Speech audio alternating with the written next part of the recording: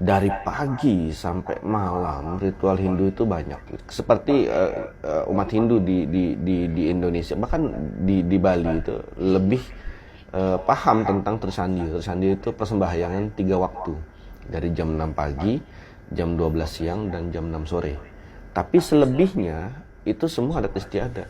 Seperti ngejot, kalau pagi ngejot itu kayak apa ya, sajen, Sajen, Banten ya. ya, biar lebih gampang aja nyebutnya. Itu di depan rumah. Jadi di orang Bali itu setiap mereka masak, semua yang makan pertama itu betara. Apa? Betara itu Betara itu? goib, goib Oh, leluhur, butekale, semua pokoknya yang gaib-gaib itu dipersembahkan dulu untuk dipersembahkan. dewa, untuk dewi dan segala macam itu. Jadi nggak boleh masak nasi baru matang itu terus kita makan. Jadi awal itu dipersembahkan untuk Harus yang ngejot dulu. roh-roh itu dulu Iya, ya. harus ngejot dulu, terutama leluhur ya segala macam. Kopi dihidangkan, kopi panas segala macam. Itu ritualnya banyak sekali. Dan itu yang keluarga saya taat. Jadi Tapi dari kalau keluarga yang taat juga ya. taat adat istiadat Hindu Bali, itu aja.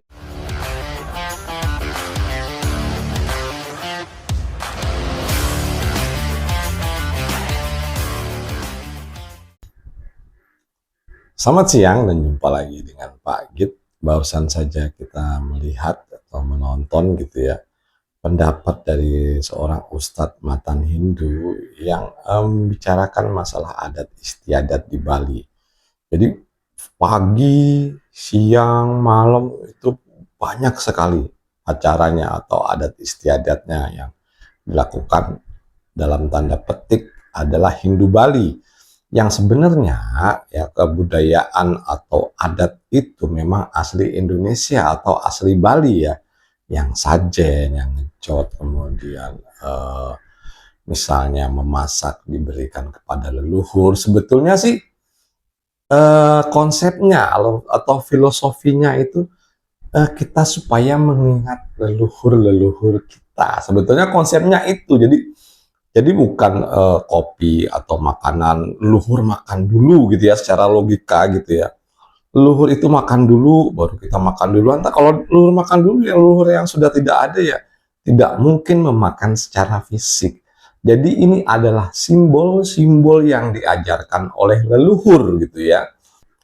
Jangan ini dianggap 100% dimakan leluhur, dimakan buta kala. Bukan itu maksudnya.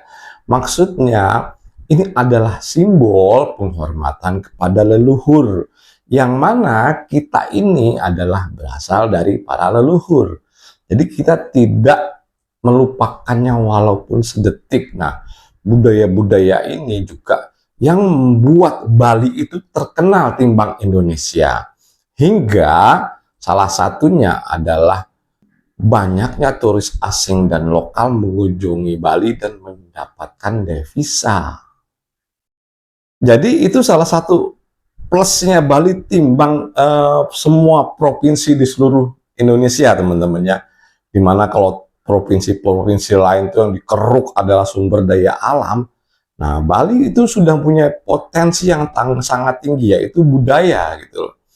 Orang itu kalau mau melihat misalnya keindahan alam ya, kita fair aja lah, jujur, banding ke Bali keindahan alamnya gitu ya, dibandingin Raja Ampat atau tempat wisata-wisata lainnya gitu, yang belum banyak terjamah oleh eh, peradaban, oleh turis atau oleh manusia. Nah, tempat-tempat ini, tempat wisata yang belum terjamah oleh manusia, yang masih jauh gitu, ini lebih natural, lebih asli.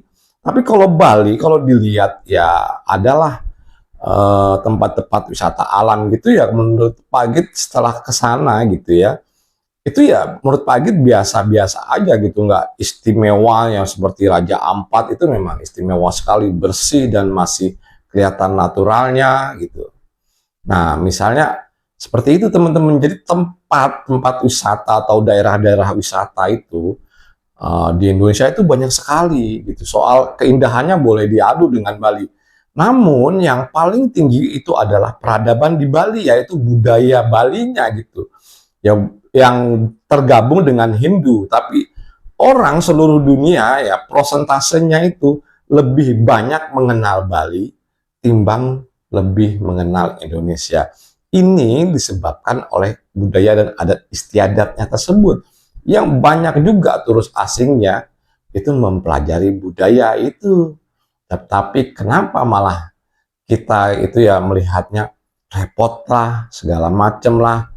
Nah, kenapa seperti itu? Apalagi yang sudah pindah agama gitu ya. Memang kalau dibandingkan agama gitu ya, perbandingannya ya mesti akhirnya ke situ jatuh-jatuhnya. Ini yang ada yang buat buta kala gitu, ada yang buat leluhur ya. Ini sebetulnya ya kalau katakanlah kalau buat leluhur tadi ya masalah kita menghormati kalau kita pun berasal dari leluhur. Kalau masalah betara, buta kala itu ada katalah energi negatif, nanti kalau Dewa Indra atau Dewa Betara Surya itu adalah energi positif. Nah, ini juga harus dimaknai secara filosofi yang artinya gini, menjaga keseimbangan antara positif dan negatif. Karena jika positif dan negatif ini tidak terjaga, katakanlah yang menang plusnya doang gitu ya.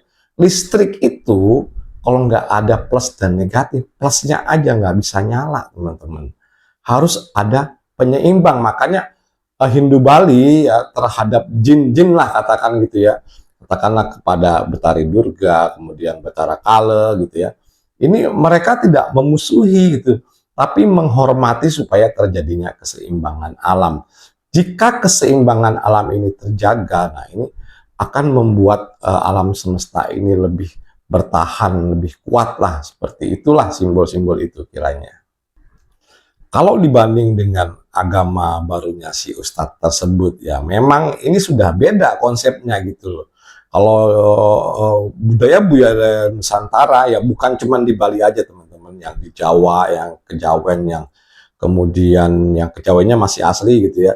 Kemudian Sunda Wiwitan segala macam. Ini masih menjunjung tinggi peradaban, nilai-nilai peninggalan dari para leluhur. Dan sayangnya gitu, begitu ada agama lain yang masuk dan berusaha menggeser budaya ini, ya terutama dalam tanda petik negara-negara monoteisme yang berasal dari Timur Tengah gitu. Nah, ini rata-rata mereka juga ingin menggeser budaya gitu. Nah, ini salah satu contoh kalau jika kita melupakan budaya, melupakan adat istiadat, maka lama-kelamaan kita akan hancur. Karena itu istilahnya jika ingin merusak sebuah bangsa gitu, pudarkan sejarahnya, musnahkan budayanya.